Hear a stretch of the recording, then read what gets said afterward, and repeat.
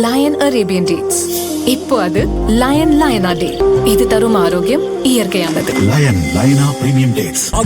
எந்த சமையலும் ருசி தேடும் ரகசியம். 20 ரூபாய். குக்கர் விசில மறந்து உணவு வீணாகி போச்சா? இனி அந்த கவலையே வேண்டாம். வழங்குகிறோம் உலகின் முதல் விசில் கவுண்டர் குக்கர், புதிய அல்ட்ரா குரோனோ. அல்ட்ரா என்றால் ஆரோக்கியம். வணக்கம். செய்திச் சுருக்கம். ஆடிப்பெருக்கு தினத்தில் நீர்நிலைகளில் வழிபாடு. ஆடிப்பெருக்கு தினத்தில் முன்னோர்களுக்கு திதி தர்ப்பணம் கொடுத்து வழிபடுவது சிறப்பு வாய்ந்தது. அதன்படி தமிழகம் முழுவதும் ஆற்றங்கரையில் இந்துக்கள் முன்னோர் வழிபாடு நடத்தினர். திதி தர்ப்பணம் கொடுத்து நேர்த்திக்கடன் செலுத்தினர். ஒகேனக்கல்லில் காவிரியில் நீர் குறைவாக இருந்ததால் சுற்றுலா பயணிகள் ஏமாற்றமடைந்தனர். ஆடிப்பெருக்கை நம்பி அமைத்திருந்த கடைகள் வியாபாரமின்றி வெறிச்சோடி காணப்பட்டது. ஸ்ரீரங்கம் அம்மா மண்டபத்தில் காவிரி தாயை வணங்கி சிறப்பு வழிபாடு நடந்தது. காவிரியில் புதுமண தம்பதியினர் சிறப்பு பூஜை செய்தனர். திருச்செந்தூர் முருகன் கோயிலில் ஆடிப்பெருக்கை முன்னிட்டு புதுமண தம்பதிகள் தாலி மாற்றிக் கொண்டனர். பின் பெரியவர்களிடம் ஆசிர்வாதம் வாங்கி சாமி தரிசனம் செய்தனர். மேட்டூர் அணையில் தண்ணீர் இல்லாத காரணத்தினால் இதுவரை அணை திறக்கப்படவில்லை.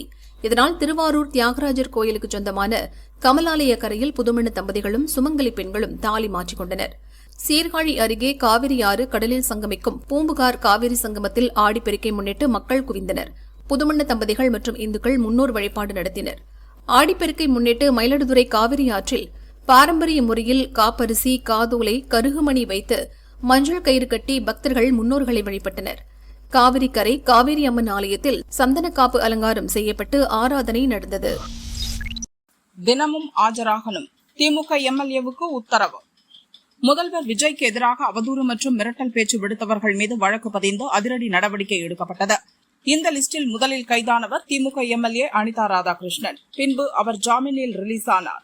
அடுத்ததாக விளாத்திக்குளம் திமுக எம்எல்ஏ மார்கண்டேயன் எலும்புகளை உடைப்பேன் என முதல்வர் விஜய்க்கு மிரட்டல் விடுத்தார். தூத்துக்குடி போலீசார் அவரை வீட்டில் சென்று கைது செய்து ஜூலை 20 பாளையங்கோட்டை சிறையில் அடைத்தனர். ஜாமீன் கேட்டு தூத்துக்குடி கோர்ட்டில் அவர் செய்த மனு தள்ளுபடியானது. ஹைகோர்ட்டில் ஜாமீன் கேட்டு மனு செய்தார். இந்த மனு இன்று நீதிபதி இளந்திரையன் முன் விசாரணைக்கு வந்தது. இனி இதுபோல் பேச மாட்டேன் என எம்எல்ஏ மார்கண்டேயன் உத்தரவாதம் வழங்க வேண்டும். தூத்துக்குடி போலீஸ் ஸ்டேஷனில் தினமும் ஆஜராகி கையெழுத்திட வேண்டும் என்பன உள்ளிட்ட நிபந்தனைகளுடன் ஜாமீன் வழங்கி நீதிபதி உத்தரவிட்டார். சட்டசபை நடக்கும் நாட்களில் மட்டும் ஆஜராவதிலிருந்து எம்எல்ஏ விலக்கு பெறலாம் எனவும் கூறப்பட்டுள்ளது. திருப்பரங்குன்றம் தீப வழக்கு அரசின் கோரிக்கை நிராகரிப்பு. ஹைகோர்ட் உத்தரவுக்கு தடையில்லை. திருப்பரங்குன்றம் மலை மீது உச்சியில் உள்ள தீபத்தூணில் கார்த்திகை திருநாளில் தீபமேற்ற வேண்டும் என்று கடந்த டிசம்பரில் ஹைகோர்ட் மதுரை கிளை நீதிபதி GR சுவாமிநாதன் உத்தரவிட்டார். மதுரையைச் சேர்ந்த ராம ரவிக்குமார் உள்ளிட்டோர் தொடர்ந்த வழக்கில் இந்த உத்தரவு பிறப்பிக்கப்பட்டது. இதை எதிர்த்து தமிழக அரசு அதே கோர்ட்டில் மேல்முறையீடு செய்தது. தீபத்தூணில் தீபமேற்ற வேண்டும் என்ற தனி நீதிபதி பிறப்பித்த உத்தரவை உறுதி செய்து கடந்த ஜனவரியில் 2 நீதிபதிகள் அமர்வு தீர்ப்பளித்தது. இந்த தீர்ப்பை எதிர்த்து சுப்ரீம் கோர்ட்டில் தமிழக அரசு மேல்முறையீடு செய்தது. இந்த வழக்கு இன்று விசாரணைக்கு வந்தது.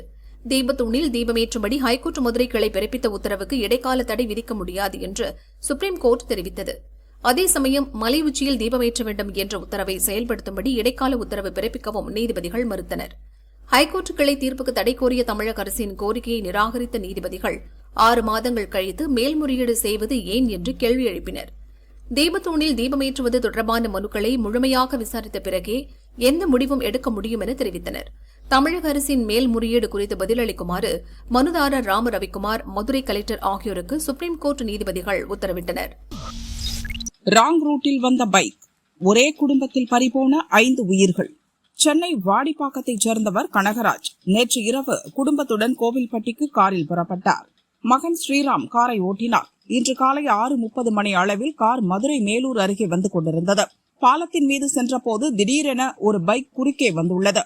அதில் உரசி நிலை தடுமாறிய கார் சென்டர் மீடியனை தாண்டி எதிர் திசையில் சென்ற கார் மீது மோதியது. இந்த கோர விபத்தில் 2 கார்களும் பலத்த சேதமடைந்தன. காரில் பயணம் செய்த கனகராஜின் மகன் ஸ்ரீராம் மனைவி ரஞ்சனா, இவர்களது 1.5 வயது குழந்தை பிரணீதா, கனகராஜ் மனைவி ராஜகுமாரி, ஸ்ரீராம் அண்ணன் பாலாஜி ஆகிய 5 பேர் நிகழ்வு இடத்திலேயே இறந்தனர். எதிர் திசையில் வந்த கார் மதுரையிலிருந்து திருச்சி நோக்கி சென்று கொண்டிருந்தது. அந்த காரில் பயணம் செய்த ஒரு ஆண் உட்பட 2 பேர் மற்றும் பைக்கில் வந்தவர் காயத்துடன் அட்மிட் ஆகியுள்ளனர். இறந்த பாலாஜியின் மனைவி கோவில்பட்டியில் உள்ள மருத்துவமனையில் பிரசவத்துக்காக அட்மிட் செய்யப்பட்டுள்ளார். அவரை பார்ப்பதற்காக சென்னையிலிருந்து சென்றபோதுதான் விபத்து நடந்துள்ளது. போலீசார் சடலங்களை மீட்டு விபத்துக்கான காரணத்தை விசாரிக்கின்றனர். காவிரி நீர் விவகாரம் வழக்கை தள்ளி போட முடிவு. காவிரி நதிநீர் பிரச்சினை மற்றும் மேகதாது அணை விவகாரம் தொடர்பாக கர்நாடக முதல்வர் சிவகுமாரை பெங்களூரில் சந்தித்து பேச தமிழக முதல்வர் விஜய் திட்டமிட்டிருந்தார். கர்நாடக முதல்வருக்கு கடிதம் அனுப்பப்பட்டு ஒப்புதலும் பெறப்பட்டிருந்தது.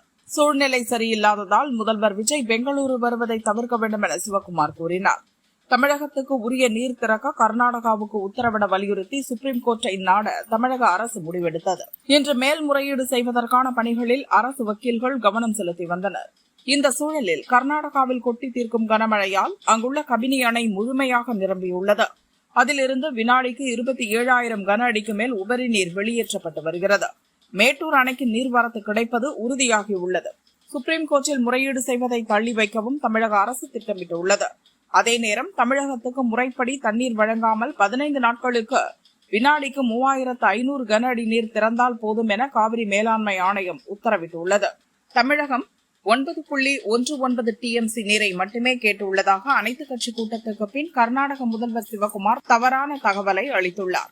காவிரி மேலாண்மை ஆணையம் நடுநிலையாக செயல்பட வலியுறுத்தி சுப்ரீம் கோர்ட்டில் முறையீடு செய்வது குறித்தும் தமிழக அரசு பரிசீலித்து வருகிறது.